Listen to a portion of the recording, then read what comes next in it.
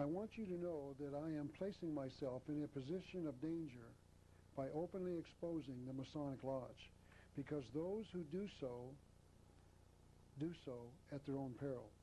I am not doing this because I want to be a hero or a martyr. I'm doing it because I have to.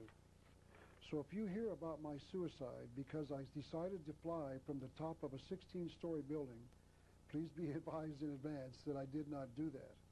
Or if you read that my car caught fire because my carburetor exploded, my carburetor is fine, thank you. In other words, I did not commit suicide. And the reason that I will not commit suicide is because I believe that only God can take life. I want you to know that those who believe in the ancient mystery religion do not have a similar concern. They believe that murder is acceptable if it protects the secret. So if you believe in the power of prayer, may I suggest that you commit me in prayer to the Creator God of the universe. I am not too proud to ask for prayer because I believe that prayer is simply what is protecting me even today. I would now like to return to my discussion of the Masonic Lodge.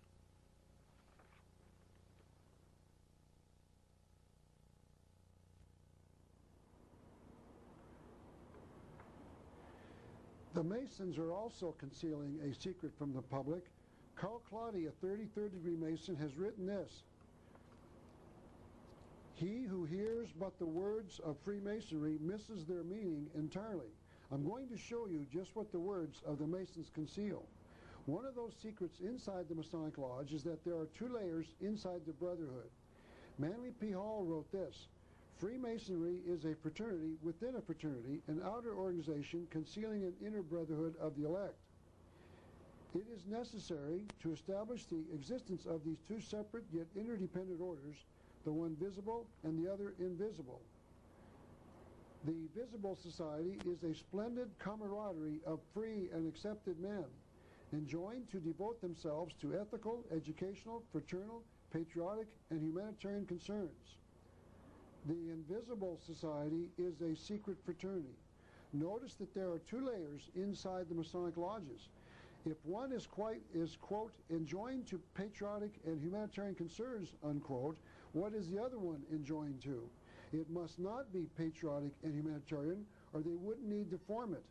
They are saying that the second layer must be anti-patriotic and anti-humanitarian. It must be, or there would be no need to create the second layer. So to make the point once again, the Masonic Lodge has two layers inside: those who know the secret and those who do not. And that secret layer is concealed inside the Masonic Lodge in part by the use of a coded language. Once those who study the Masonic Lodge break the code, they can understand a great deal about the Masonic Lodge. I'd like to refer once again to Albert Pike the Mason, because he taught his readers a simple but very profound Masonic truth on the bottom of page 324 of his book entitled Morals and Dogma. This is what he wrote: "What is superior is as that which is inferior, and what is below is as that which is above, to form the marvels of unity." What that means is that everything the Masons say in public is just the opposite to what is the truth. Mr. Pike amplified this comment in his second book entitled Legenda.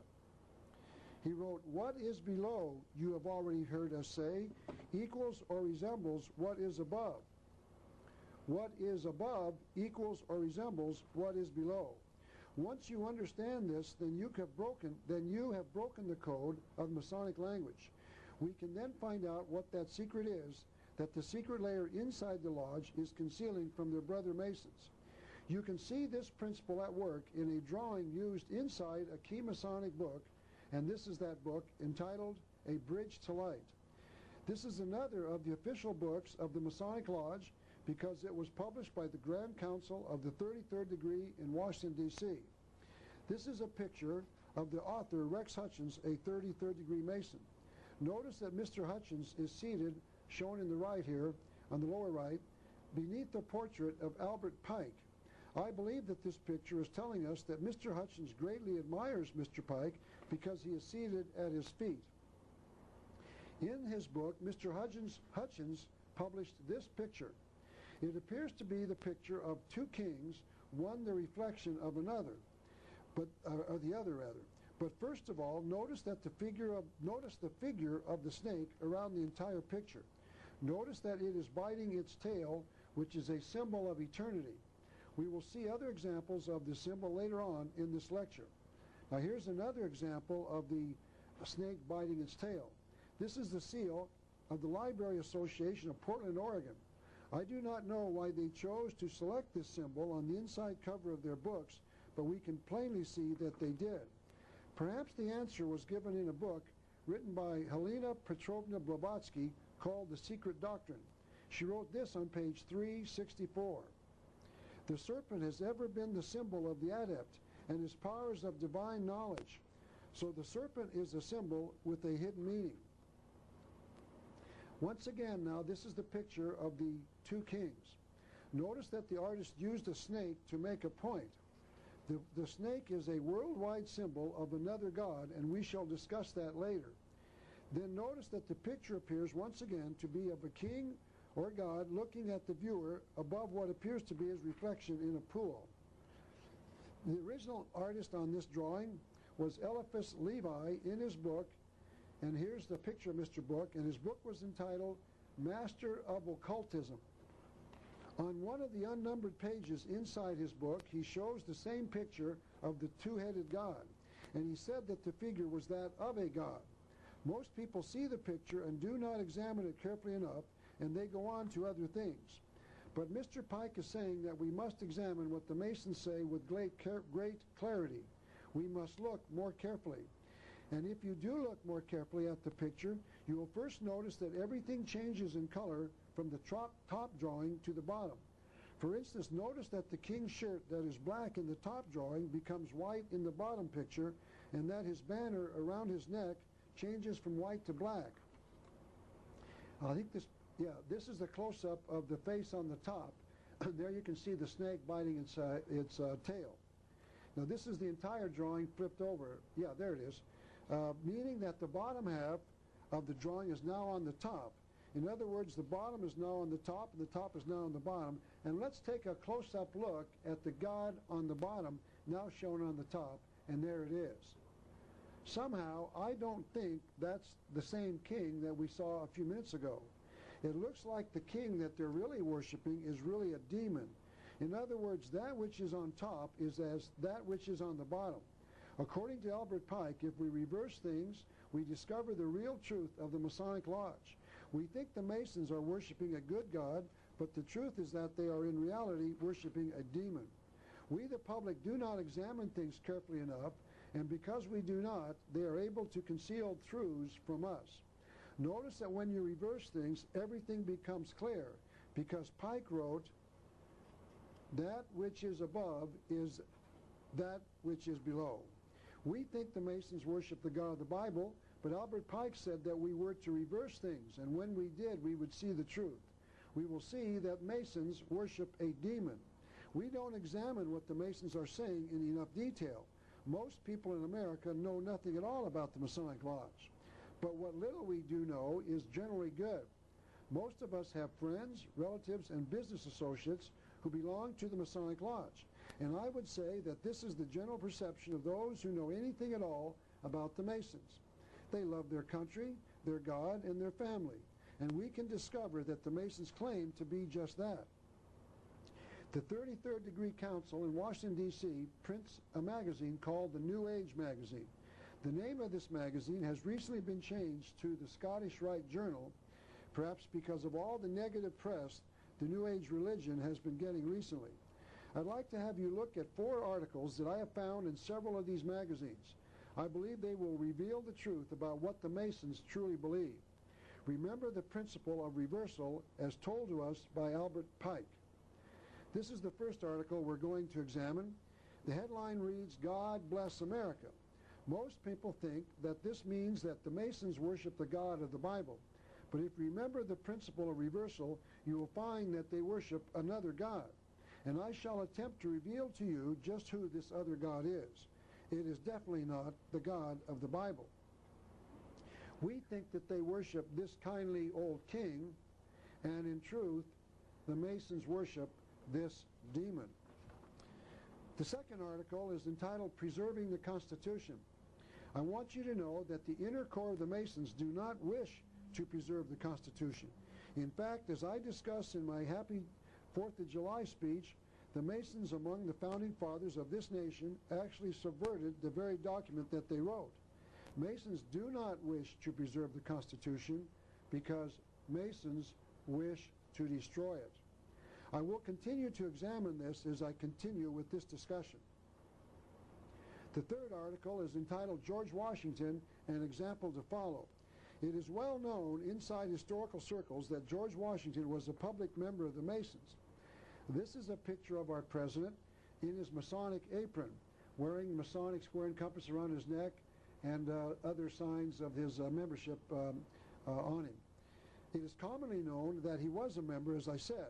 He was very visible and frequently appeared in Masonic attire in public.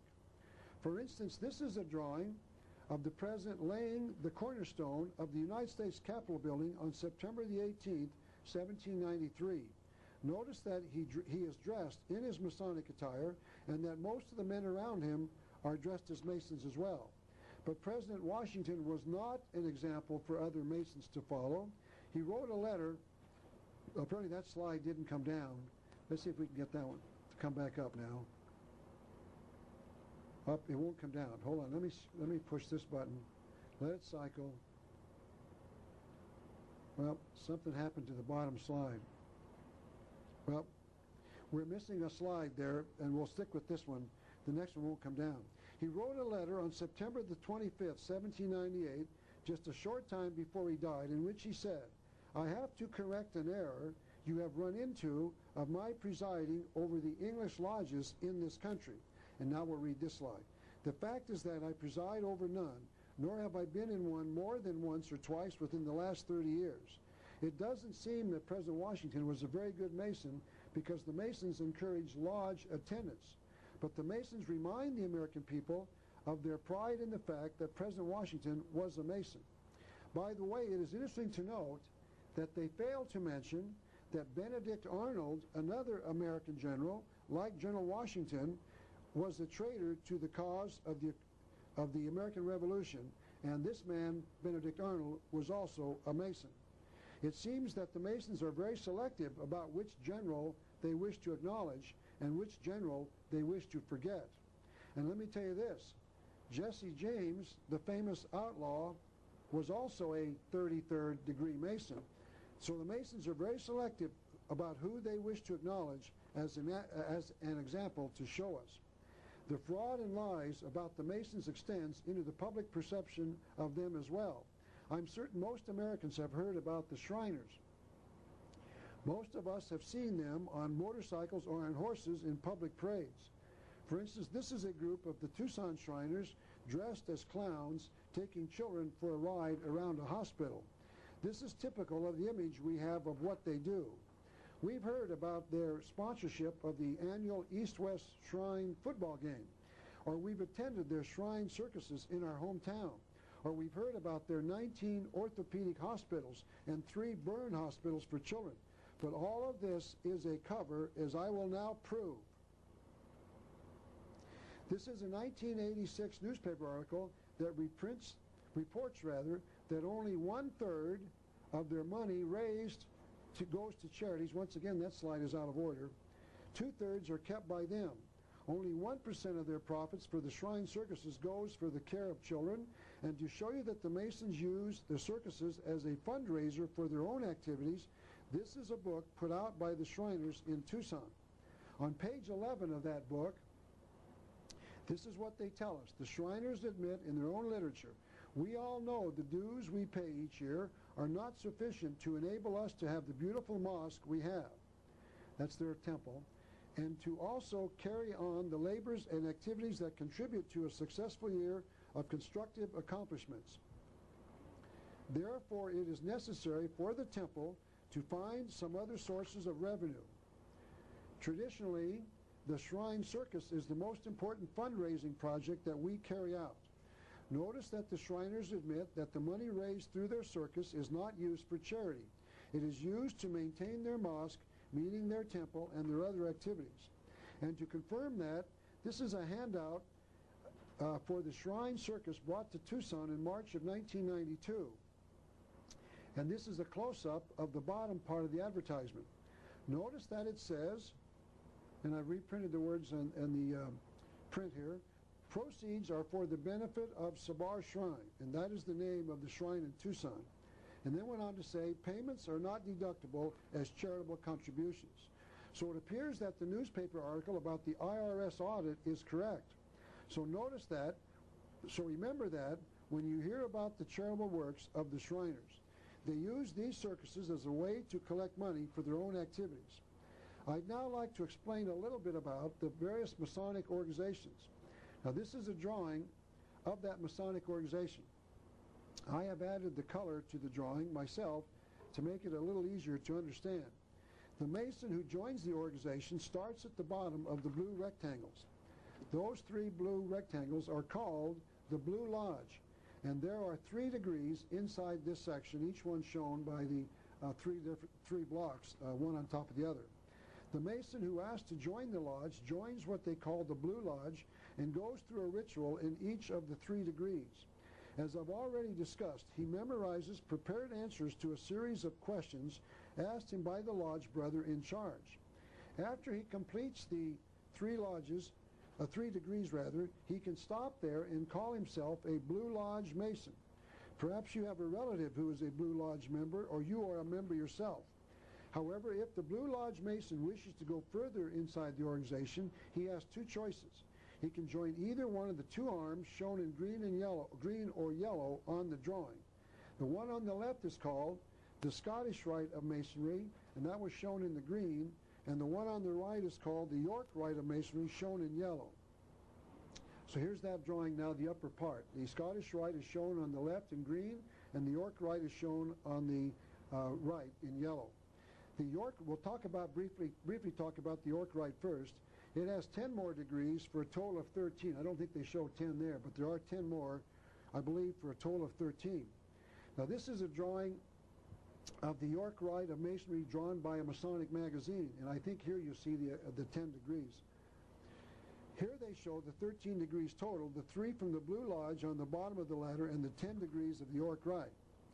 When the Mason reaches the top of the York Rite, he is called a Knight Templar Mason. And this is a picture of a group of Knight Templar Masons shown wearing their lodge paraphernalia. One of the Masons in that picture is John Wilkes Booth, the assassin of President Abraham Lincoln in 1865. John Wilkes Booth was a Knights Templar Mason. The picture that I just showed you was carried by his wife in the family Bible and was included in a book written about the assassin by her granddaughter. The Blue Lodge Mason can also join the Scottish Rite of Freemasonry, the rite shown in green in the drawing. This rite has 29 more degrees for a total of 32, meaning 3 of the Blue Lodge and 29 of the Scottish Rite for a total of 32. Perhaps you have heard someone say that they were a 32nd degree Mason. That means that that person has completed all but the top degree of the Scottish Rite degrees. The Scottish Rite of Freemasonry has another division inside of it. There is a northern jurisdiction and a southern jurisdiction of the Scottish Rite. The Scottish Rite divided prior to the Civil War, and whether or not you are a northern jurisdiction Mason or a southern jurisdiction Mason is based upon where you live in the United States. The northern jurisdiction consists of states in the northern part of America, and the southern and the western states are inside the southern jurisdiction. It is interesting, for reasons that I will explain later in this video, that at least 3 of the degrees inside the Scottish Rite have rather revealing names. The 15th degree of the 32 degrees of the Scottish Rite is called the Knight of the East, or of the Eagle. The 25th degree is called the Knight of the Brazen Serpent. And the 28th degree inside the Scottish Rite is called the Knight of the Sun. The eagle, the serpent, and the sun are symbols of extreme importance, and I will explain why that is so later on in this video. So please remember that the Scottish Rite Masons named various of their degrees after those 3 symbols.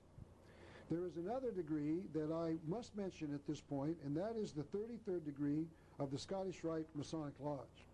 This degree is honorary, meaning only those invited into this degree can call themselves a 33rd degree Mason. This is the highest degree of all of the Masonic lodges in America, and quite a list of important people have been members. For instance, I have been or will be quoting a series of 33rd degree Masons during this lecture. Men like Manly P. Hall, Albert Pike, Rex Hutchins, Henry Wilson Coyle, Carl Claudy, Albert Mackey, Henry Clausen, Siegfried Kleinecht, all of these men are 33rd degree Masons. By the way, I would like to digress for just a moment and add another interesting and thought-provoking comment about some other 33rd degree Masons. In 1987, during the hearings in the Senate of the United States on the appointment of federal judge David Sentel, a senator and a member of the Masons stood up and discussed the judge's membership in the Masonic Lodge. These gentlemen discussed the involvement in the Masonic Lodge of 18 senators.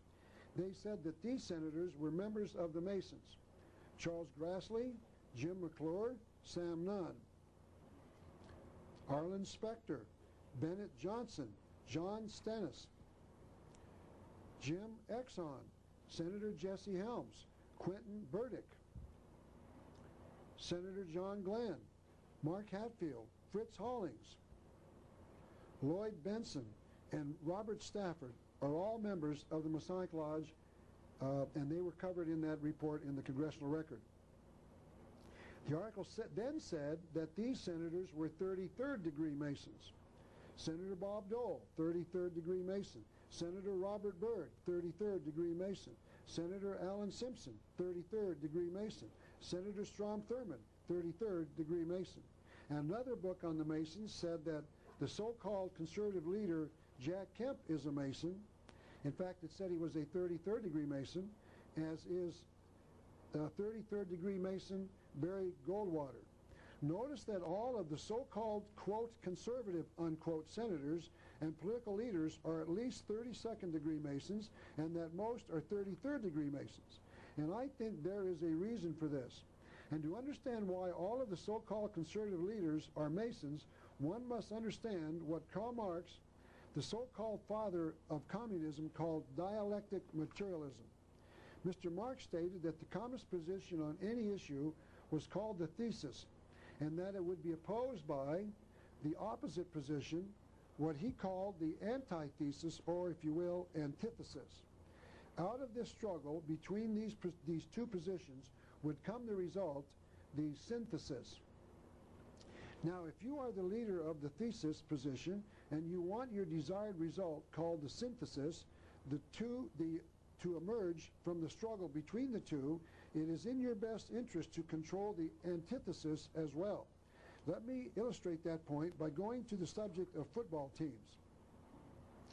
Let's say that you are the coach of the football team at Notre Dame University, and you want to go undefeated and win all of your 11 games this year.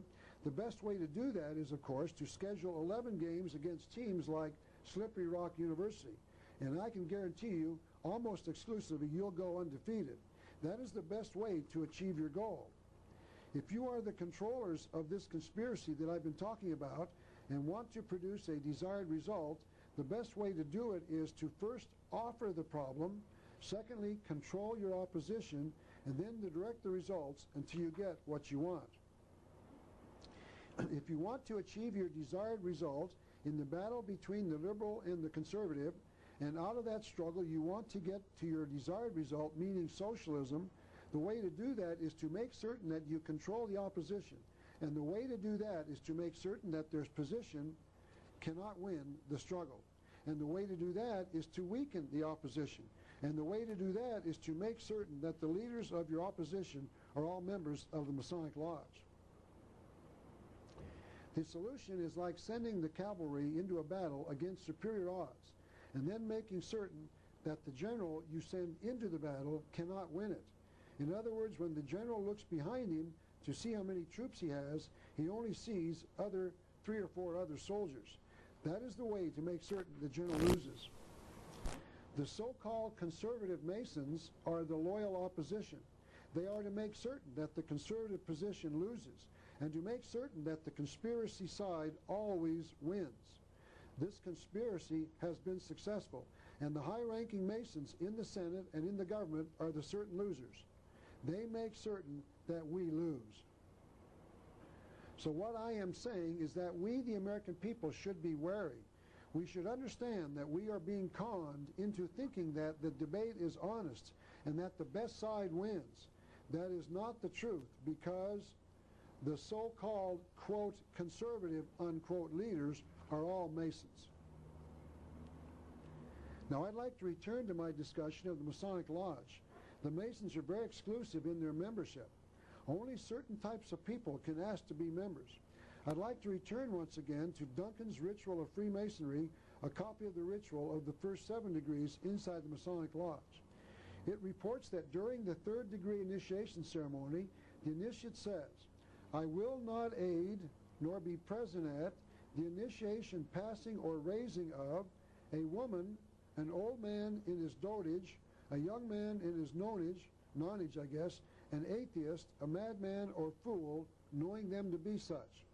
That means that only white, freeborn men in their middle years can become a Mason. All others are excluded. Notice that there are no black Masons inside the all-white Masonic lodges. Yet the Masons, to my knowledge, have never been charged with discrimination in a civil rights violation. To include these other groups of people in their Masonic order, the male Masons have created other organizations specifically for these excluded members. They have created Eastern Star for the female relatives of Masons. They've created the D Malay for the young men of the Masonic member. And by the way, the D Malay was named after an early Mason, and I will talk more about who this man was a little later. They've created Job's Daughters, or Rainbow Girls, for the young women. And they've created Prince Hall lodges for the blacks who want to join the Masonic Lodge. To show you that black Masons are excluded from the Masonic Lodge, this is a medallion commemorating the 200th anniversary of the Mason named Prince Hall. You might not be able to see it, but the man shown in relief on the medallion is wearing a tri-cornered hat, a sign that he was an American revolutionary. In fact, Prince Hall was a war hero during the American Revolution, and he asked to join the Masonic Lodge of British soldiers in 1775. 11 days later, he formed the first all-black lodge in America. The Masons commemorated his membership by naming the black lodges after Mr. Hall. Today, in the era of civil rights, and where one group may not exclude blacks or women from their organization without being fined for discrimination, I think it is a fair question to ask why it is that the Masons are able to get away with discrimination. Once again, to my knowledge, there has never been a civil rights lawsuit against the Masons for racial or sexual discrimination. But other organizations in America have been sued and fined. Quite possibly the answer to that question is in a belief that I have that most of America's federal judges are members of the Masonic Lodge. And it is unlikely that they would want to find their own organization guilty of racial or sexual discrimination. As I have shown, it is also known that many men in the Congress and the Senate of the United States government are Masons, and I do not believe that they would allow their organization to be charged with a civil rights violation. Another group formed by the Masons is a group I've already briefly discussed called the Shriners. This group is made up of 32nd degree Scottish Rite Masons and 13th degree York Rite Masons. Many men that I have talked to say that the Shriners are the Masons who have all of the fun, and that is why they joined the Masons in the first place. That might be true in a lot of cases, but the Shriners also have a troubled past that most Shriners do not know anything at all about. This is a book entitled Parade to Glory that I found in a used bookstore some time ago. It appears to be a book that is to be given to the new member of the shrine after he is initiated. Notice that the man shown on the cover is apparently walking towards the new Shriner and has extended his right hand out as a greeting to the new member. Notice also that the man on the cover is wearing a red hat.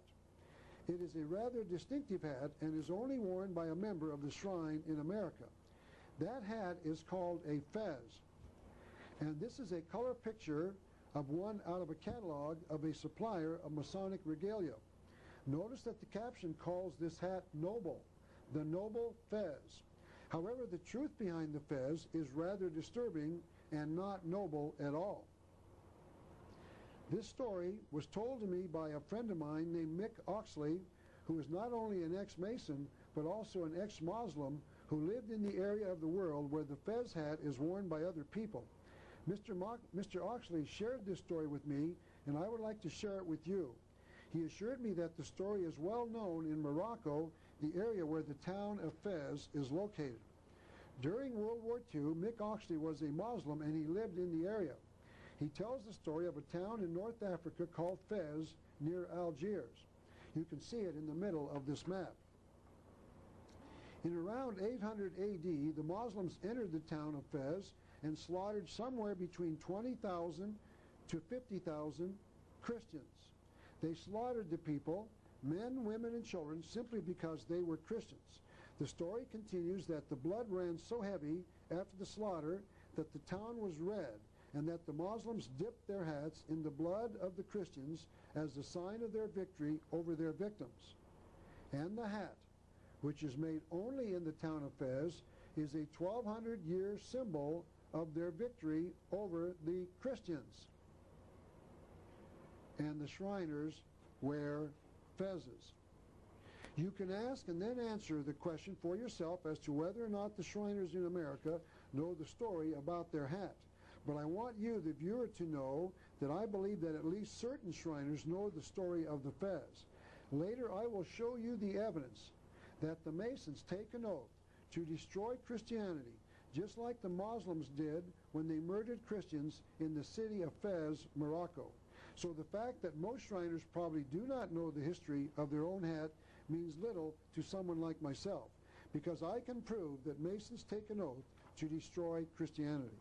But the Shriners tell a slightly different story about their fez. This is that book, again, that I showed you a few minutes ago, put out in 1977 by the Sabar Shrine Temple in Tucson. On page 5 of this book, the Shriners tell us, it's on the right-hand side of this page, on the lower right, that says the fez. The Shriners tell us why they wear the fez, and this is what it says. The fez, which nobles of the mystic shrine of North America have the privilege and honor of wearing. Notice here that the Shriners claim it is a privilege and an honor to wear a hat that commemorates the vicious slaughter of innocent Christian women and children. The quote continues, has been handed down through the ages as one of the most significant headdresses. Now here they admit that the fez is an old item. Mick Oxley says that the slaughter dates back to 800 AD, now over 1,100 years ago. The Shriners continue. The fez derives its name from the place where it first was manufactured commercially, the holy city of Fez in Morocco. Notice that here they connect the hat to the holy city of Fez. If Fez was considered to be a holy city, the Muslims might not tolerate the fact that non-Muslim Christians were living in it. See how the Shriners tell the truth in hidden language? They admit that the wearing of the fez is an old custom and that it was named after a holy city in Morocco. But if you know the entire truth about the city and its strange hat, then their words become understandable. I think the Shriners know the story about the fez. During their initiation ceremony, all of the Shriners, quote, seal their solemn oath in the name of Allah, the God of the Arab, the Muslim, and Mohammedan, the God of our fathers. I want you to remember that many Christians in America became Shriners, and during their initiation into the Shriners, these Christians take an oath in the name of Allah. One can only wonder how a Christian can justify that. Later in their ritual, Shriners acknowledge Islam as the only true faith. Once again, you might ask your Shriner friend who is a Christian how he can take an oath in the name of Allah and acknowledge Islam as the one true faith when he is a Christian, a believer in the God of the Bible. He probably will not have an answer. As I said before, the new Mason goes through 3 initiation ceremonies in the Blue Lodge.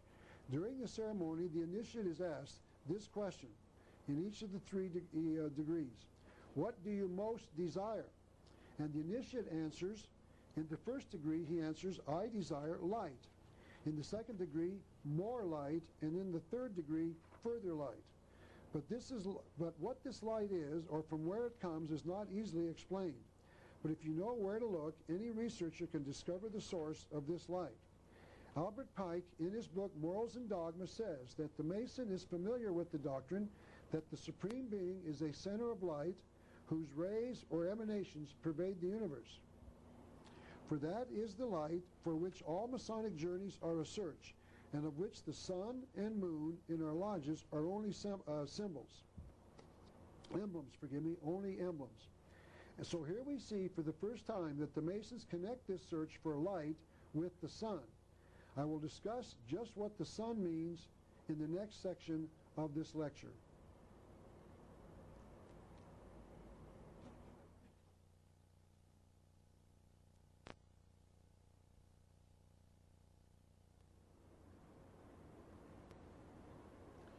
This is a drawing of an ad found in a magazine known as Gnosis.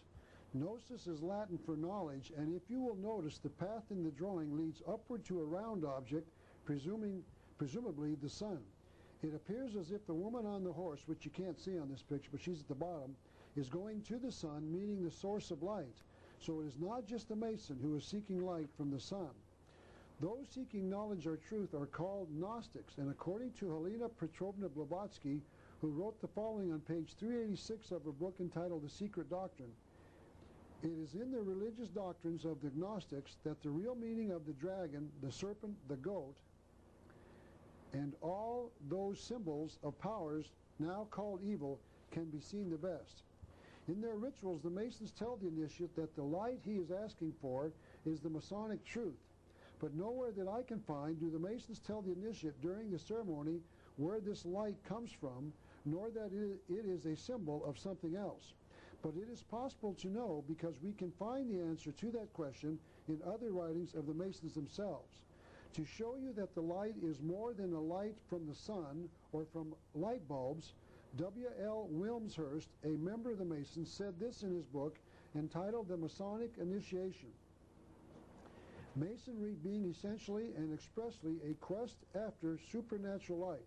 So this light comes from a God, but the question that quote does not answer is just which God this light comes from.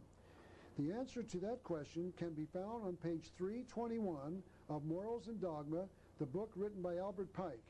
Mr. Pike tells the reader where the light that the Mason asks for comes from. This is what he wrote, page 321, Morals and Dogma. If you don't believe me, check it out yourself. Albert Pike wrote, Lucifer, the light bearer, Lucifer, the son of the morning. Is it he who bears the light? Doubt it not. So the number one Mason of all time says that the Mason receives the light that he is in search of from Lucifer, the light bearer. Lucifer brings the light to the Mason, but only certain Masons can know it and thereby receive it. Albert Pike has told us in his own words. Once again, that quote may be found on page 321 of Morals and Dogma if anyone would like to check to see if I quoted Mr. Pike correctly, and to make certain that the reader can know that Lucifer brings the light that the initiate asks for.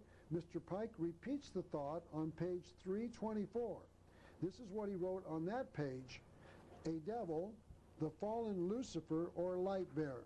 So the Mason asks for light from the light bearer Lucifer, and certain Masons know that single truth, and they are keeping that secret from the remainder of the Masons.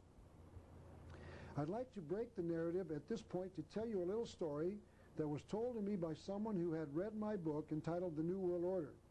This gentleman mailed me a copy of a video to document his story, and I have taken some slides from the cameraman's coverage of the event.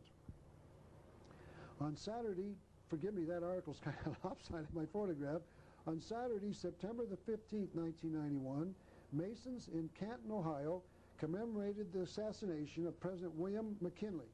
McKinley was a Mason who apparently was born in or lived in Canton, and the Masons wanted to commemorate his death.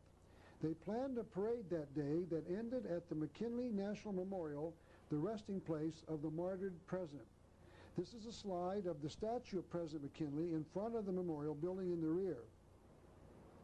It is interesting to note at this time that the memorial building that we just saw a picture of from the outside has a built-in Masonic symbol in its ceiling. This is a shot of what appears to be a stained glass window at the top of the memorial. If you count the squares with the second square inside them around the circumference of the circle, the second circle it should be, if you count the squares with the second square inside them, oh, I see what I'm saying, okay, around the circumference of the circle, you will count 32 of them. And then the circle in the inside would be the 33rd. I will explain the significance of this a little later. This is a picture of a funeral hearse carrying the mock casket of the slain president being driven through the city of Canton. The Masons showed up in force wearing their strange regalia and carrying their banners and flags. The following are a series of slides taken from the video showing the various Masonic organizations involved in the mock funeral. This is a slide of the Knights Templar Masons marching behind their flag. The group for the girls showed up. This is the Rainbow Girls carrying their flag, and some of the girls shown in the picture. And the Demolay for young men showed up. This is a group for young men behind their banner. And the Job's Daughters marched as well in their white dresses and behind their flag. And this is a group of the Scottish Rite Masons marching with their aprons on. The man in the hat on the right appears to be their president, called the Worshipful Master. These men and women all gathered at the steps at the base of this McKinley memorial, and there we have the speaker and the Masons in their aprons and their regalia standing behind them. But as they started their speech, the audience started to hear an airplane motor. When those in attendance looked up, I know this is very hard to see, but there's a little tiny airplane on the left trailing a large banner. They saw this airplane flying the banner, and everyone in the audience looked up to hear it because of the noise.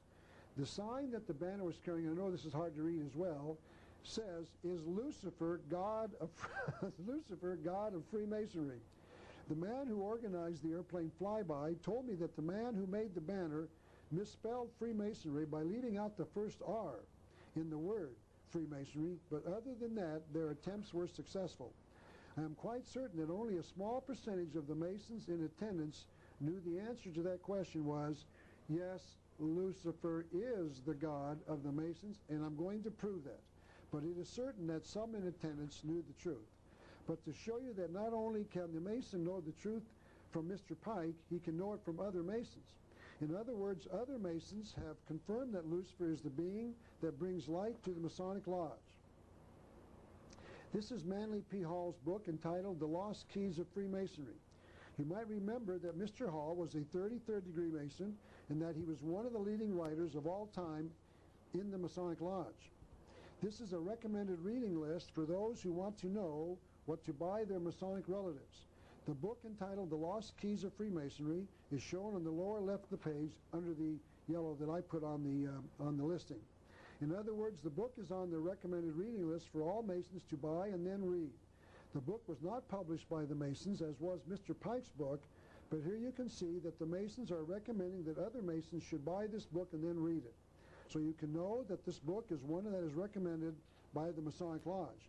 This is official information.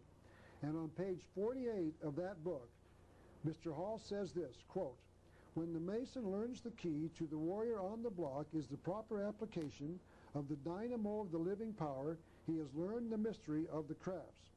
What that means is that once the Mason has figured it out, that Mason knows the secret of the Masonic Lodge. Notice that this must be the single truth of the Masonic Lodge, because Mr. Hall states that he who has figured it out has learned the secret. Mr. Hall went on, "The seething energies of Lucifer are in his hands. And before he may step onward and upward, he must prove his ability to properly apply energy." Notice that I am not quoting from the works of non-Masons. I am quoting from the writings of the Masons themselves. The Masonic writers are telling the public that they conceal a worship of Lucifer from the rest of the Masonic Lodge. It is true.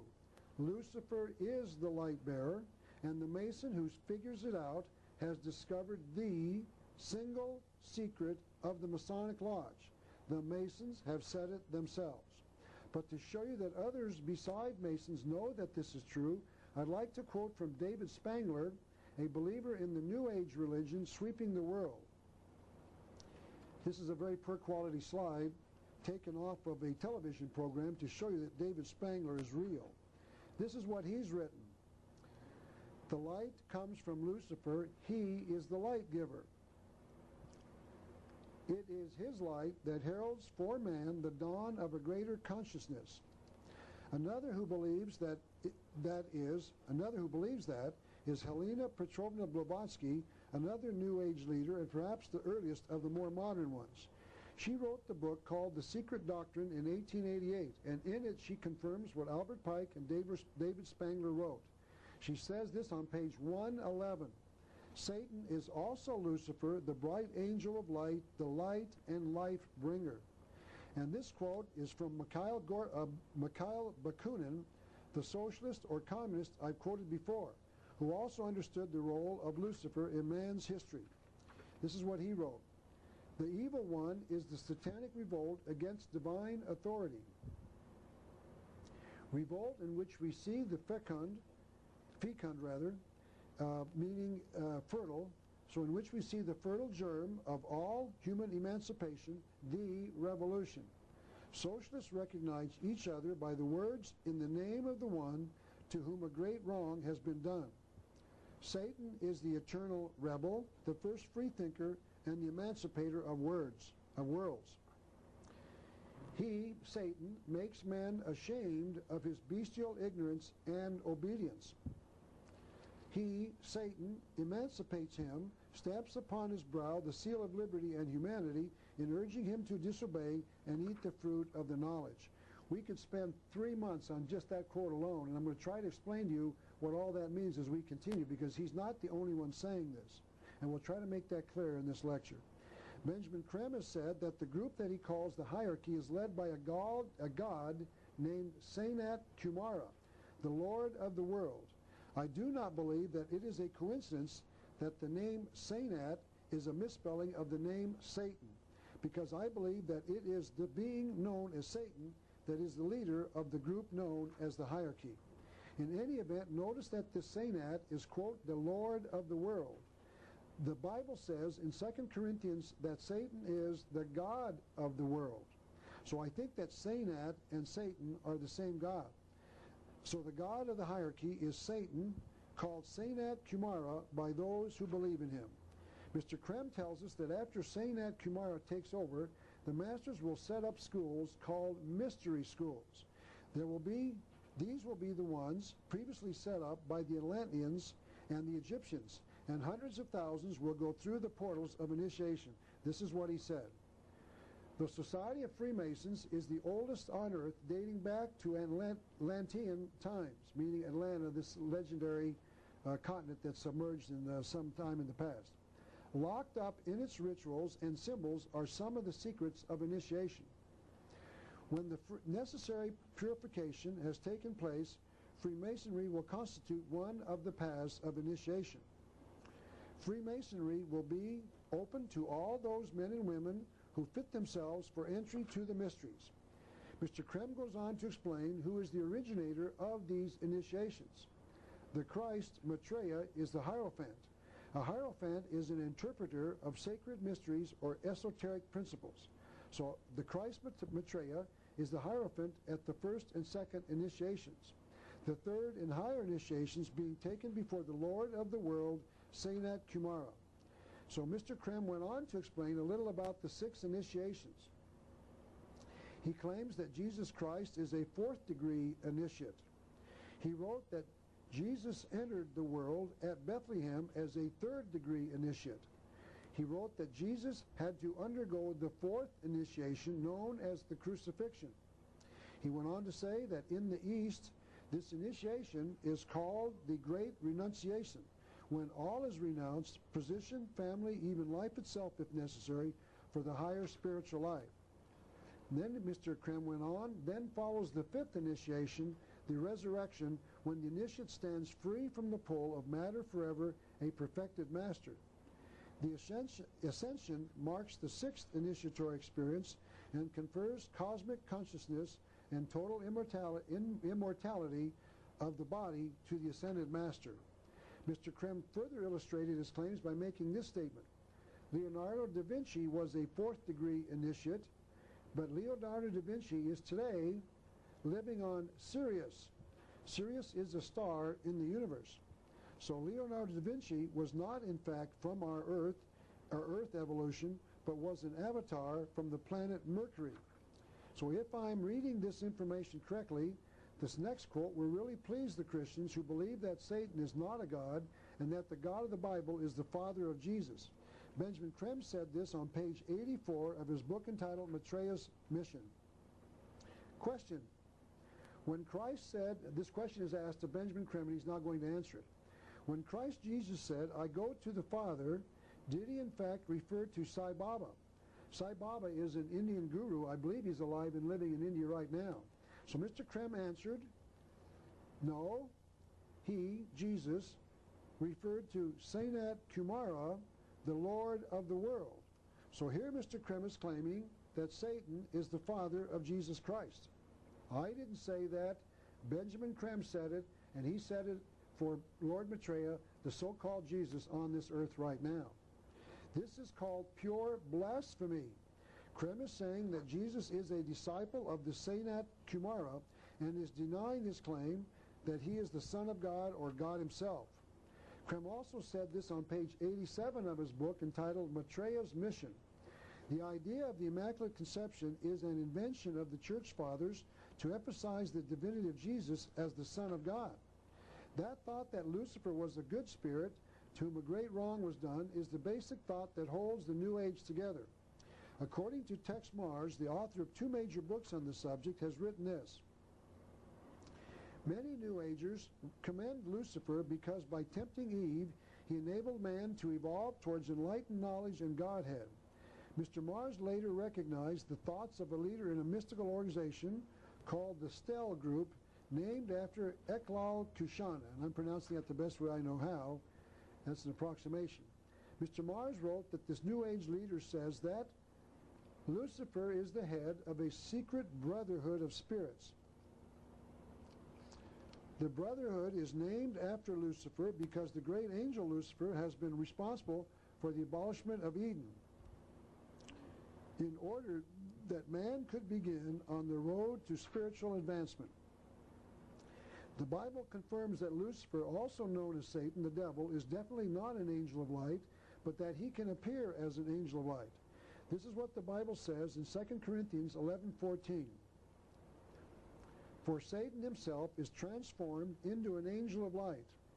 I looked up the word transformed in the Bible, in the dictionary, in the dictionary, and this is what it means. It means to change in semblance. So that means that he, Satan, appears to be a light bearer, but he is not. So those in the Masonic Lodge who believe that he is the light bearer are simply in error because it's a lie.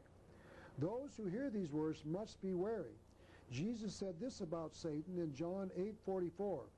Whenever he speaks a lie, he speaks from his nature, for he is a liar and the father of lies. So Lucifer is transformed into an angel of light, but he is the father of lies. That means that he is not an angel of light, he just appears to be. It becomes important now to explain just who this being that is known as Lucifer is. To answer that question, we must go to the Bible once again. As I've said, the Masons and the New Agers both believe in the being in the Bible called Lucifer, also known as Satan the devil. This is what the Bible tells us in Ezekiel chapter 29, verses 13 to 17.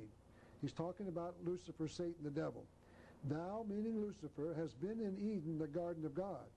Thou art the anointed cherub that covereth, and I have set thee so. Thou wast upon the holy mountain of God.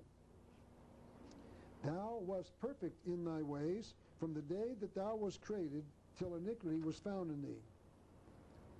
Thou hast sinned, therefore I will cast thee as profane out of the mountain of God. Thou hast corrupted thy wisdom by reason of thy brightness. I will cast thee to the ground. Notice that the Bible teaches the reader that Lucifer was cast down to the ground, meaning the earth, from heaven.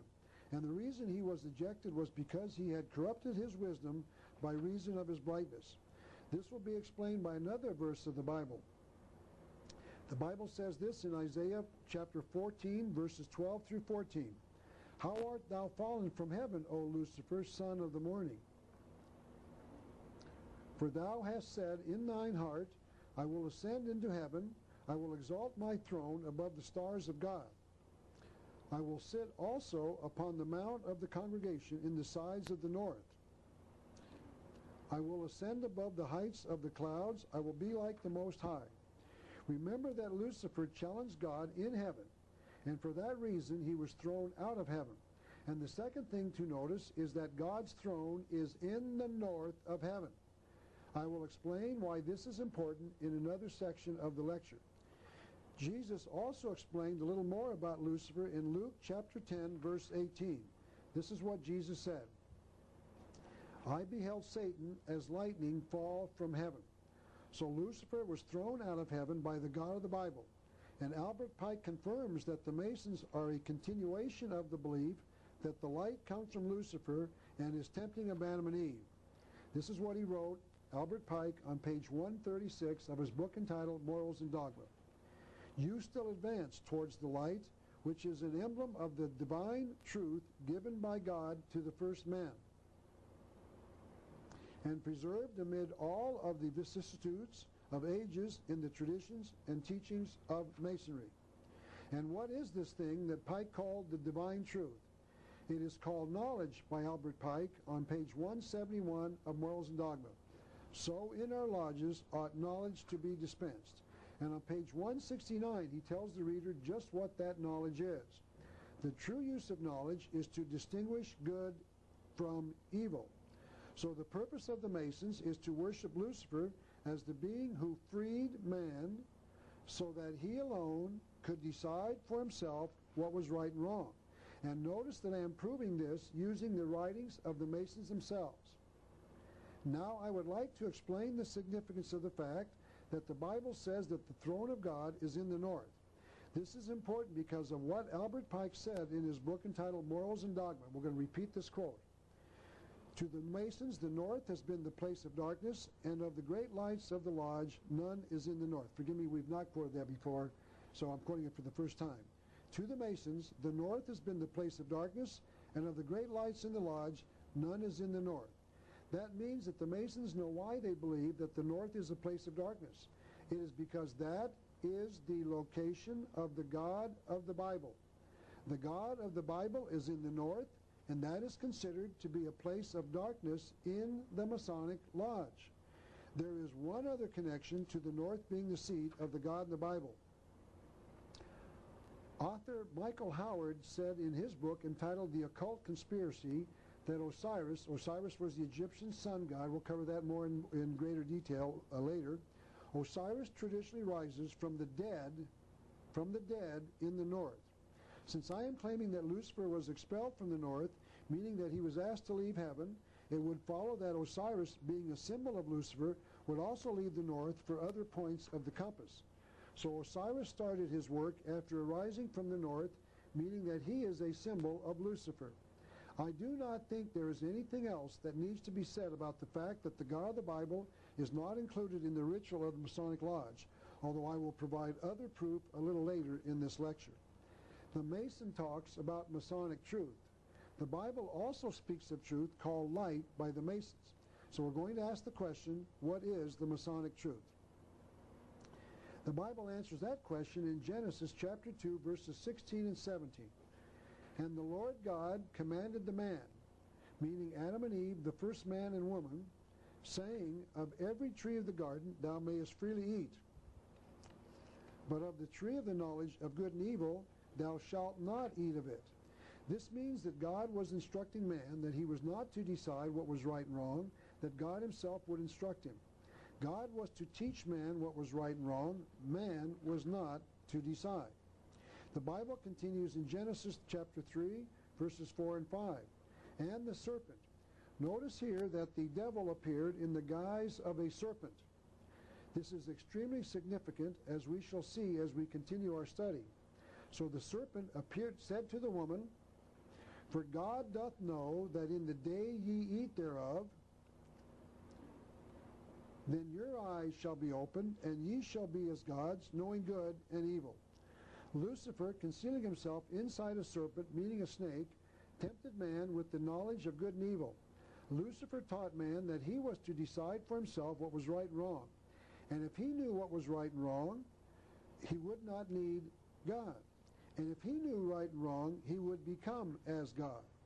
God is the father of all moral law. He taught man a whole series of laws through the commandments, some of which he wrote on stone. He taught man what was right and wrong.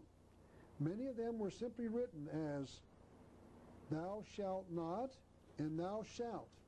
Mr. Pike told us what the morality of the Masons was in his book entitled Morals and Dogma on pages 833 and 834.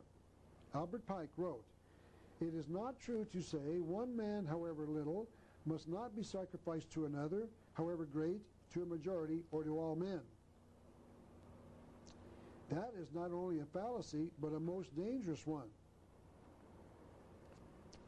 Often one man and many men must be sacrificed in the ordinary sense of the word to the interests of the many.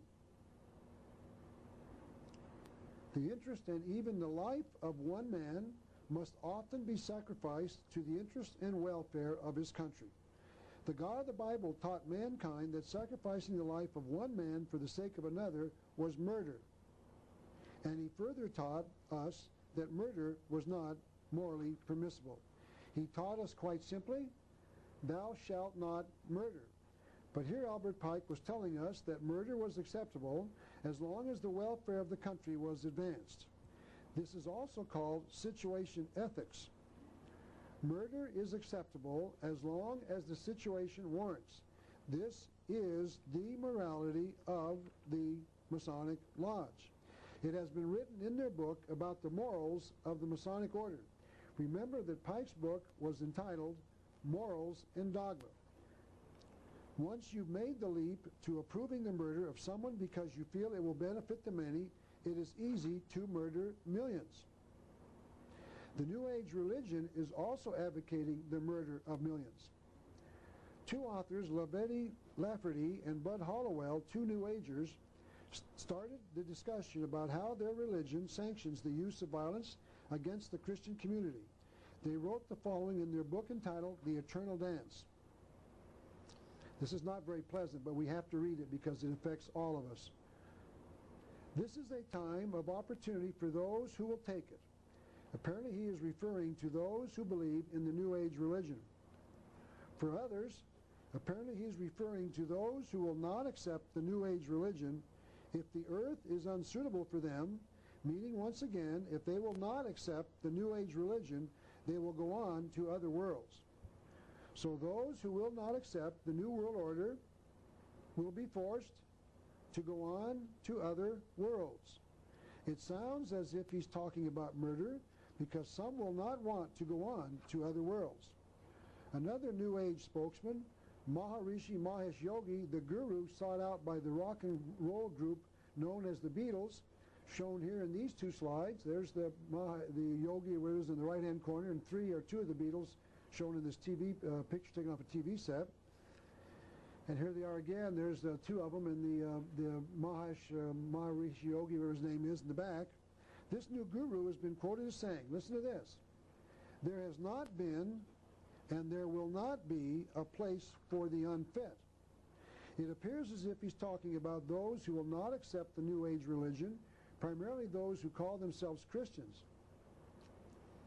The fit will lead, and if the unfit are not coming along, meaning if they will not accept the New Age religion, there is no place for them.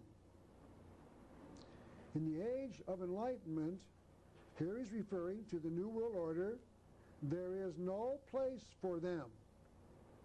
Others have told us just how many of the population will go into the New World Order. Ruth Montgomery, a New Ager, has written in the following in a magazine called Magical Blend. Millions will survive and millions won't. Those who won't will go into the spirit state because there is truly no death. Another has made an estimate of the number of those who will perish. One who has made such an estimate is John Randolph Price, who was quoted by Tex Mars in his book about the New Age. He said that John Randolph Price was told by his spirit guide. By the way, a spirit guide is supposedly a being that communicates to Mr. Price from another plane. So he was told that up to 2.5 billion, with a B, billion, might perish in the coming chaos. If up to 2.5 billion might perish, then up to about half of the current world population will have to perish. But perhaps the most startling example of the teachings of this New Age religion came from the pen of Barbara Marx Hubbard, one of their most influential writers. She wrote in her book entitled Happy Birthday, Planet Earth, hold on, this is not pleasant at all. The choice is, do you wish to become a natural Christ, a universal human, or do you wish to die? I'll read it again. The choice is, do you wish to become a natural Christ, a universal human, or do you wish to die? People will either change or die. That is the choice. I think it is important to repeat that quotation just so you, the viewer, will understand what she said. People will either change or die. That is the choice. You will accept the New World Order or die. That is the choice. Notice, I'm not saying this. I'm using the writings of those who believe in the New World Order. And I'm quoting from the #1 Mason of all time. Someone else said about the same thing about this dying. Adolf Hitler, the head of the German government during World War II, and another who believed in the New Age religion, also felt that he had the power to exterminate the few to benefit the many, just like Albert Pike. He wrote this. Hitler wrote, I have the right to exterminate millions of individuals of inferior races which multiply like vermin. But all of this has been predicted in the Holy Bible.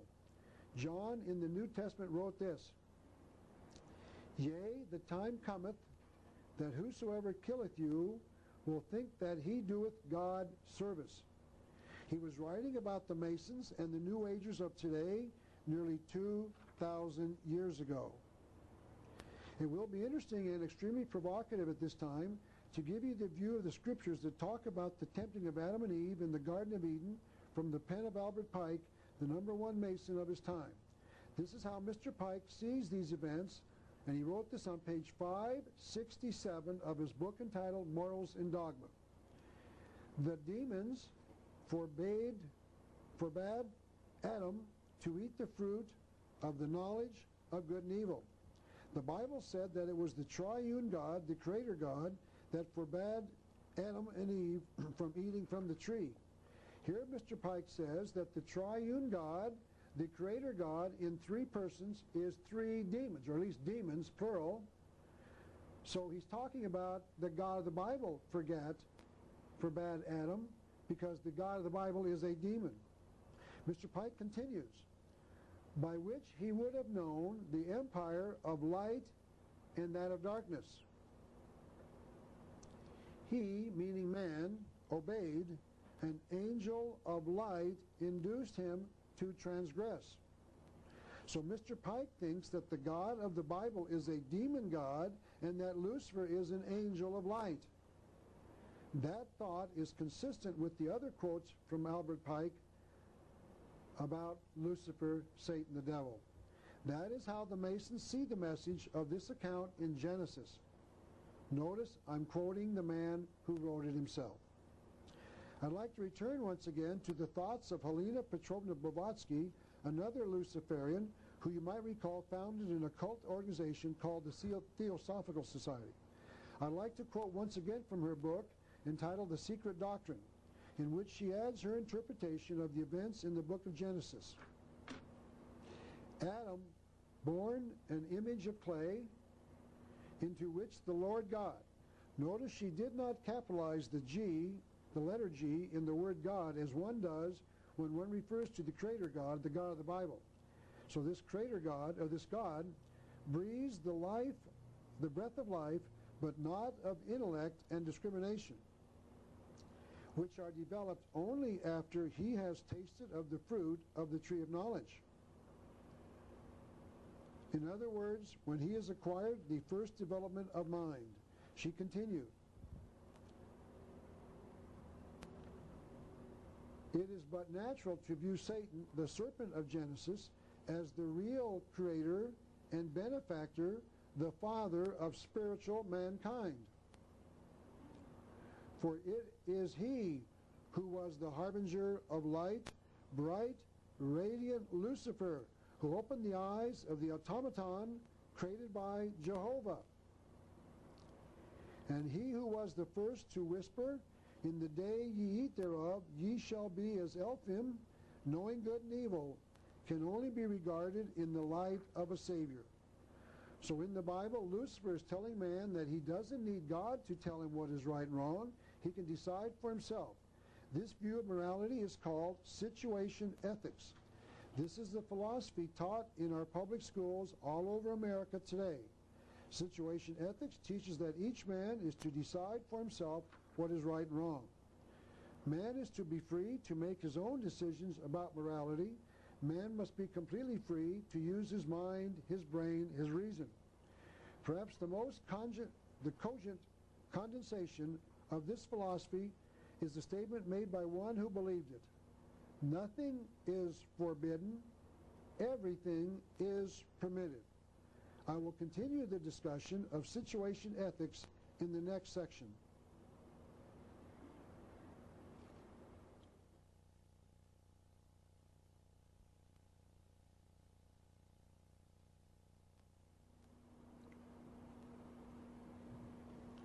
This is Shirley MacLaine, the motion picture actress, the author of this and other books on the New Age religion.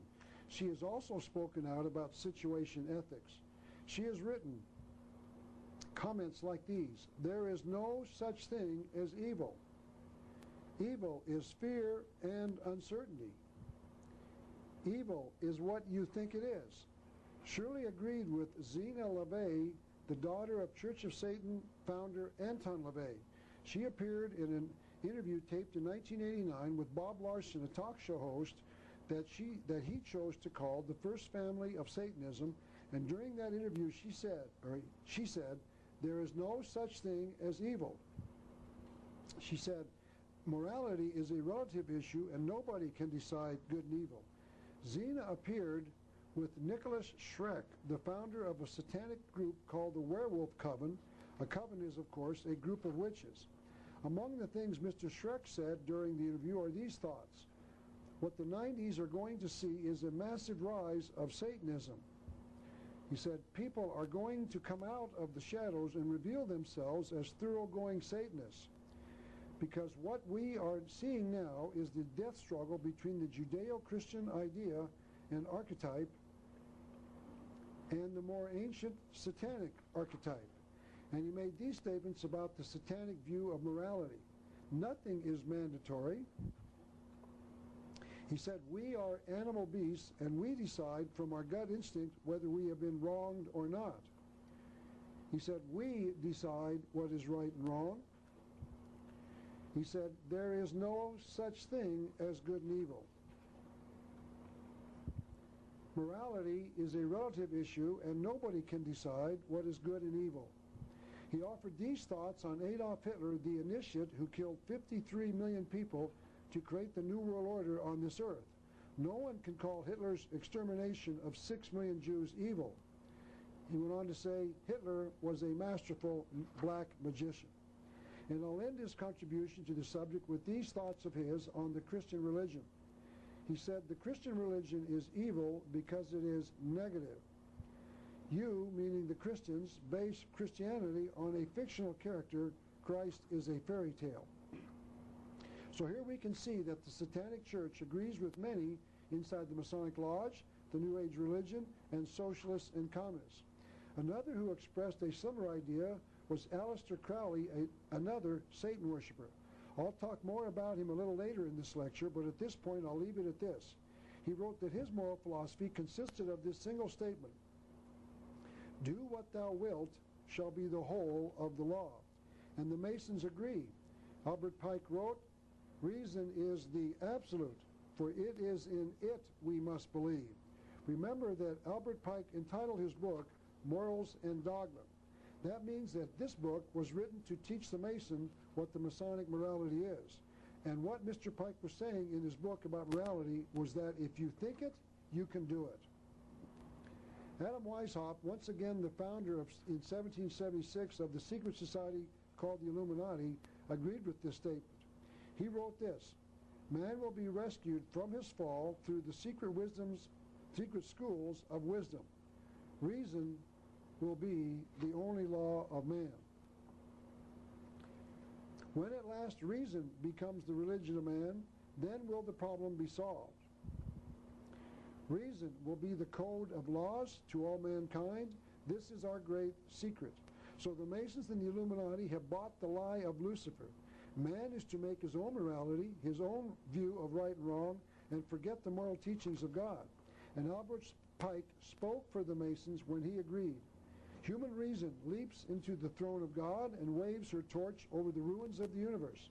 Notice that Mr. Pike believed that God had messed up the universe and that Lucifer and man, using his reason, will correct the situation. Others believe that man can devise similar systems that use reason as its base.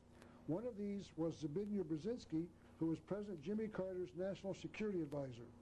Brzezinski wrote a book entitled Between Two Ages, in which he says that communism, specifically Marxism, is one such plan. He wrote this on page 72 of that book: "Marxism is simultaneously a victory of reason over belief." What he was saying was that Marxism is based upon knowledge or fact, and that religion is based upon belief. Marxism is fact, and religion is superstition. He went on to explain what the major contribution of Marxism was: its revolutionary and broadening influence, which opened man's mind to previously ignored perspectives. Marx opened up man's mind with the lie of absolute reason. So Marx bought the lie,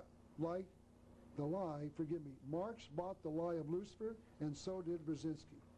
As I've said, Helena Petrovna Blavatsky, the founder of an occult group called the Theosophical Society, wrote a book entitled The Secret Doctrine in 1888, in which she talks about the secret worship of the ancient mysteries. On page 162 of that book, she says this: "Lucifer, the spirit of intellectual enlightenment and freedom of thought." So we can see a pattern developing amongst those of the occult sciences. They all share a belief in Lucifer. These people all believe that Lucifer is the light bearer. And to show you that Albert Pike believes the same thing, he added the morality of the Masonic Lodge to the discussion. Remember that his book was entitled, once again, Morals and Dogma. This is how he described the morals of the Masonic Lodge on page 37 of his book. "All truths are truths of period and not truths of eternity." And repeated the idea on page 52. "What is untrue today may become true in another generation." So there are no absolutes. Whatever is true today is false tomorrow. So this is a common thought amongst the occultists. That is what is being taught in the public schools today, in America, in the field of sex education. Simply stated, there is no morality being taught in sex education today. Each individual is to decide for himself what is right and wrong in the area of sex. Parents, the rabbi, the priest, and the minister cannot teach anyone what is right and wrong about sex today. The public schools are teaching that each one is to decide for himself. And to show you that it is my opinion that the public school system is teaching situations as a national policy, let me show you this, the symbol of the National Education Association. I am not a member of this group, but in 1985 I went to their office here in Tucson and asked for this copy of their symbol. They gladly provided one for me, and when I asked the manager of the office what all of these symbols meant, he told me that he did not know. So I would like to give you my explanation. Notice, first of all, that the colors are red, white, and blue, and that means that they are patriotic. So whenever anyone is critical of their organization, they can claim that their colors are right off the American flag, and that the person making the accusation is the one that is unpatriotic. But there is, I believe, a hidden message concealed inside the entire thing. The symbol on the inside is the symbol of pi, denoting the ratio of the circumference of a circle to its diameter. Pi is called an absolute, meaning that it will be the same everywhere in the universe. Pi will have the same ratio on Earth that it will have on Mars, or for that matter on any other planet anywhere else in the universe. The red arrow placed on top of the pi symbol, I believe, is public education. And notice that it cuts through, it pierces, or it kills the absolute symbol of pi. What this symbol is saying is that the purpose of public education, I believe, is to destroy or annihilate the absolutes in the universe. It is intended to destroy absolutes, just like Albert Pike and the others wanted. I cannot prove it, but I think that it is what these symbols are saying. I think it is fair to conclude that the symbol is saying that public education exists to destroy absolutes. And the method they are using to destroy moral absolutes in our schools is by teaching situation ethics, the philosophy that teaches there are no moral absolutes. And that program was supported by the Masonic Lodge. Albert Pike wrote this in his book entitled Agenda. In these degrees, you become pledged to the cause of true freedom, of free thought, free speech, and free conscience. That means that in the New World Order, there will be no biblical morality. That is what Mr. Pike means by free conscience. Each man is to decide for himself what is right and wrong. There are still others who agree that there is no morality in the New World Order. Adam Weishaupt, the founder of the Illuminati, wrote this: "Behold our secret. If in order to destroy all Christianity, remember that the end justifies the means." What he was saying was that whatever it takes to get the job done is permissible. There is no concept of morality in a philosophy such as this. There is no morality if you believe as Adam Weishaupt taught. Do whatever you have to do to advance the cause. If you have to break God's, quote, artificial, unquote, morality, you have authority from Adam Weishaupt to do so. It is interesting to examine what the Masons think about Adam Weishaupt's declaration that he and the Illuminati are out to destroy all Christianity. Those are Professor Weishaupt's own words that anyone can read if they will only look for them. This is once again Albert Mackey's encyclopedia. Mr. Mackey was a 33rd degree Mason, and he wrote what is commonly referred to as the finest Masonic encyclopedia ever written. The first page of the book says this about Albert Mackey. His, meaning Albert Mackey's, writings are universally esteemed for their sincerity, honest records, and common sense. And the book goes on to say that Mr. Mackey was a leader who valued accuracy. And this is what Albert Mackey said about the Illuminati and their leader. The original design of Illuminism was undoubtedly the elevation of the human race. He went on to say Weishaupt was a Masonic reformer. He went on to say Weishaupt could not have been the monster that he's been painted by his adversaries. He went on to say Weishaupt had hoped by it to effect much good. He went on to say his, meaning Weishaupt's, honest desire was to do much good. So we can now see what the Masons think about the Illuminati. The destruction of Christianity elevates the human race. Notice that anyone who can read the simple English language can find this out. The Illuminati was out to destroy Christianity, and the Masons praised the organization. That is found on page 347 of Volume 1 of Mackey's Encyclopedia for those who do not believe it. Now we must continue our study of the Masonic Lodge, and to do so we must utilize their own writers. And I have done so with 9 of their own experts, each of whom is an established authority inside the Masonic fraternity. To understand the Masonic Lodge, we must explore the 33rd degree. Manly P. Hall has told us just how important it is. He wrote, philosophically, the 33rd degree of the ancient and accepted Scottish Rite represents the innermost sanctuary of Masonic mysticism. What he was saying is that this is the key degree inside all of the Masonic Lodge. We can read part of the 33rd degree initiation ceremony. It can be found on pages 363 and 364 of this book entitled Occult Theocracy by Edith Starr Miller. This book was published in 1933, but before we read that part of the ceremony, I have to furnish you with a little background that will help the viewer understand what Mrs. Miller wrote. Masons claim their first Grand Master of the Lodge was Hiram Abiff.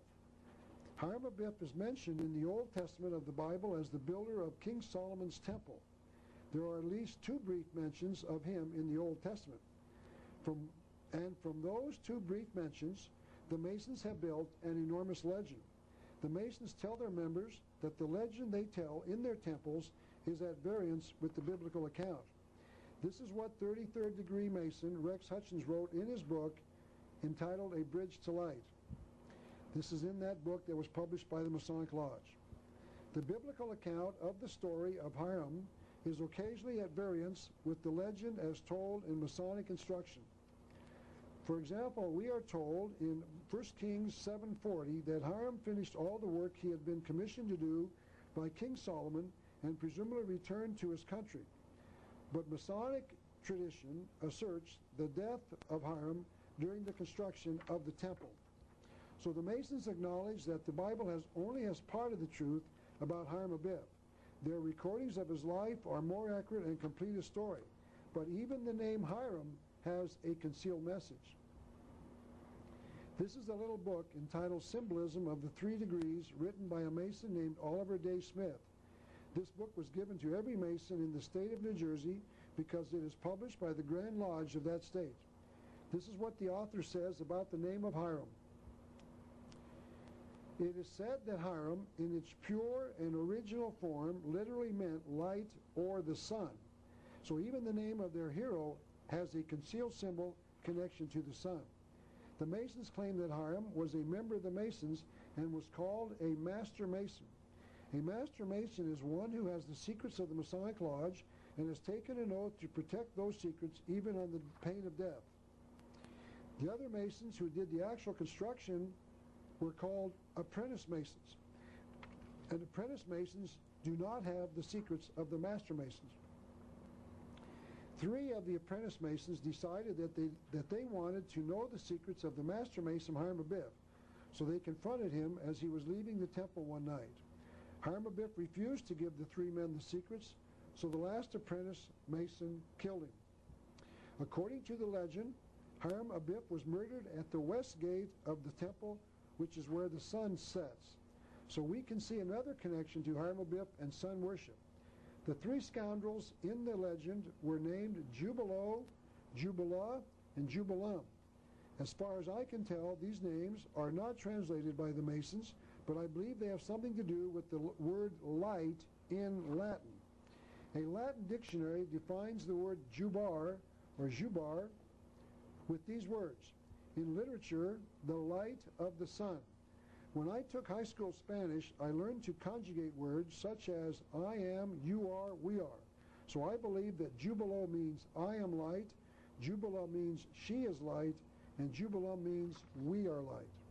So the whole legend has enormous significance to the Mason and concealed truth. Now I'd like to return to our study of the 33rd degree ritual from the book entitled Occult Theocracy. I'd like to explain that Mrs. Miller, the author of the book, is not a member of the Masons, and it is a fair question to ask as to why we should believe her when she quotes from a part of the 33rd degree ritual. The reason that I believe her is because I have found other Masonic materials which confirm that she had found the truth, a part of the 33rd degree ritual. So I believe that what we are about to read is the truth. This is what Mrs. Miller said is contained within the 33rd degree ritual. For the sovereign inspector, the 33rd is the last degree of the right. The order is the order could mean very well the 33rd degree or perhaps even the Scottish Rite of Freemasonry, is the great avenger of the assassinated Grand Master. That means that the 33rd degree, at least, is out to avenge the death of Hiram Abiff, the Grand Master of the Masonic Lodge. This is extremely significant for reasons I'm about to explain. And she went on, and the grand champion of humanity, for the innocent Grand Master is man. Man who is master, king of nature, man who is born innocent and unconscious. Notice that Mrs. Miller is reporting that the Masons say that Hiram is not a man, but a symbol of all mankind. The Masons in the 33rd degree are taught that the hero of their legend is not a man, but is a symbol of all of us, meaning he represents all of humanity. The ritual declares that Hiram is the symbol of something concealed. He is not a man, he represents all of us.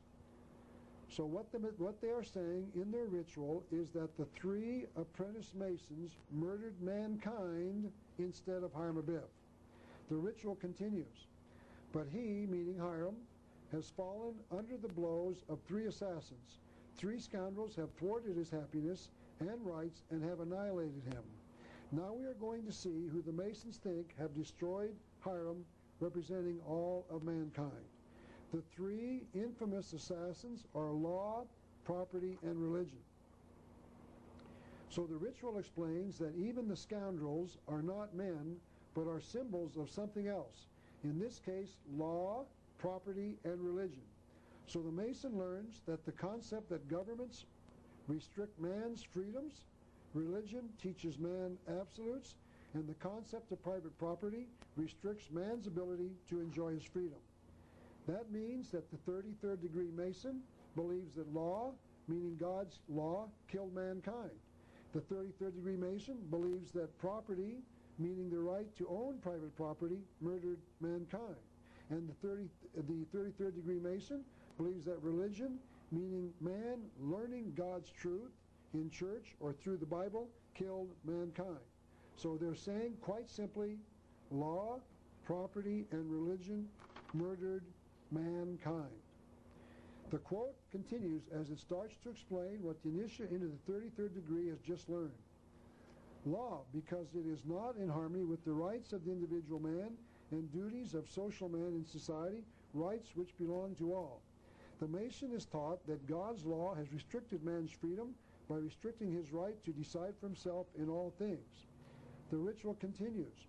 Property, because the earth belongs to nobody and its fruits belong to all, in proportion as they are required by each for the needs of his own well-being. The ritual explains that God interfered with the rights of man because he taught that we were not to steal the property of another. Man can decide for himself how to answer the question, what if the property was needed because somebody was hungry? God's commandment is not, thou shalt not steal unless you are hungry. It is simply, thou shalt not steal, period. No man has the right to take another's property, even if he is hungry. This is called a moral absolute. There are others, however, who believe the lie that property belongs to those who have need of it. One was Karl Marx, the father of so-called communism.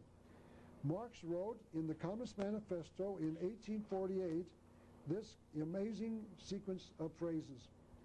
The theory of the communists may be summed up in one single sentence: abolition of private property.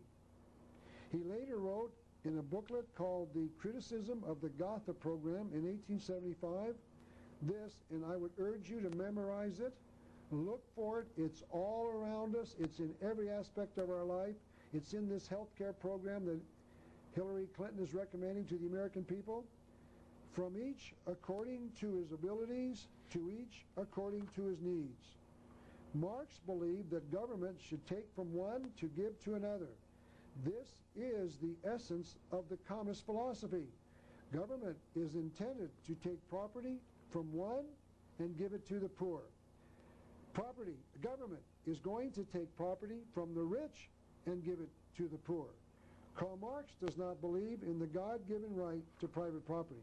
And the Masons are teaching this. Property destroyed mankind because the earth belongs to nobody and its fruits belong to all, in proportion as they are required by each for the needs of his own well-being. So that means that the Masons and the communists both are teaching the same thing, simply the abolition of private property. And notice that I'm not making that charge. I found it in their own writings. And the New Age religion, soon to be led by this individual known as Lord Maitreya, also believes in communism. Benjamin Creme wrote this in his book, The Externalization of the Hierarchy and the Masters of Wisdom. The world will have to learn to live more simply. Every nation has assets, and these belong to all men, to all nations. Each nation will be asked to draw up an inventory of all that it possesses and all that it needs, and this will be made over to the United Nations. I say have to, it is up to us to endorse this. Nothing will be forced on us, but the advice of the hierarchy and the Christ will be to do this, to make over to trust for all men the produce of the world, to be held by United Nations agencies in trust for all, so that no country owns anything. Then that will be distributed amongst all mankind according to need. That's what Karl Marx said. Mr. Creme says that nothing will be forced on us.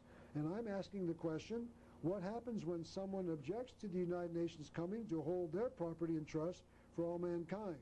The person who believes in the right to private property will not be allowed to survive, because there will be no right to private property in the New World Order.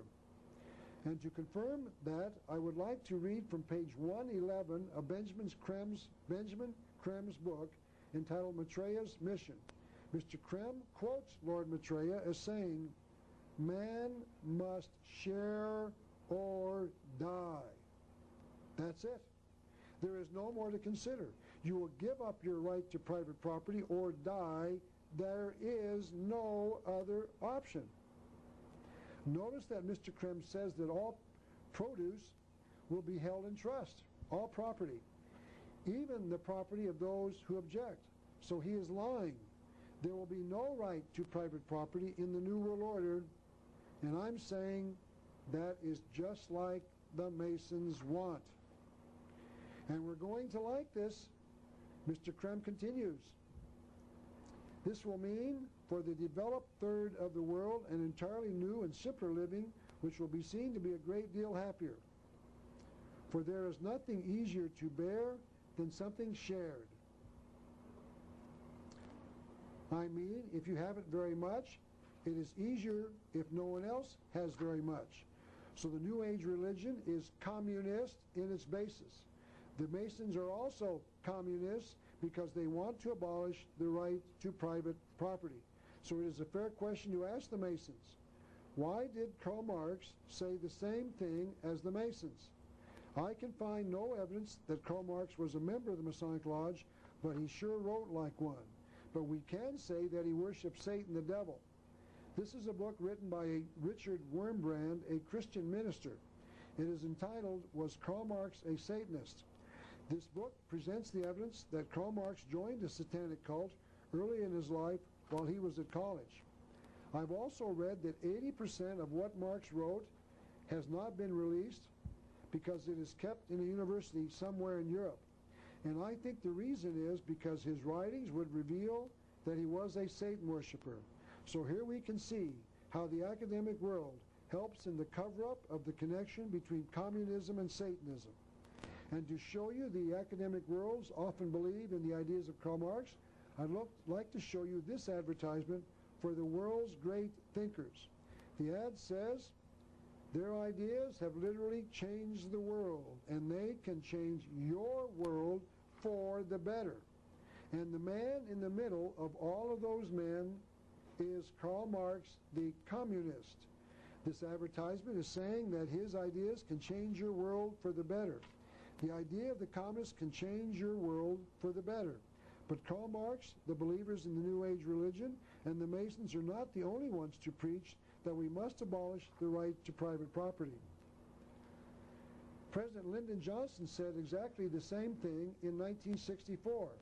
President Lyndon Johnson said, quote, "We are going to try to take all of the money that we think is unnecessarily being spent and take it from the haves and give it to the have-nots that need it so much. There is absolutely no difference in what Karl Marx said and what Lyndon Johnson said. The two statements preach that the government exists to take from one to give to another. This means that both Karl Marx and Lyndon Johnson are talking about the abolition of private property. President Johnson created the War on Poverty, wherein he put into practice what he and Karl Marx preached. But his war was not a war on poverty, it was a war on property. After Lyndon Johnson created this communist system of property distribution, government now has the right to take from one to give to another, and that process is called welfare. But welfare is in reality the attack on the right to private property.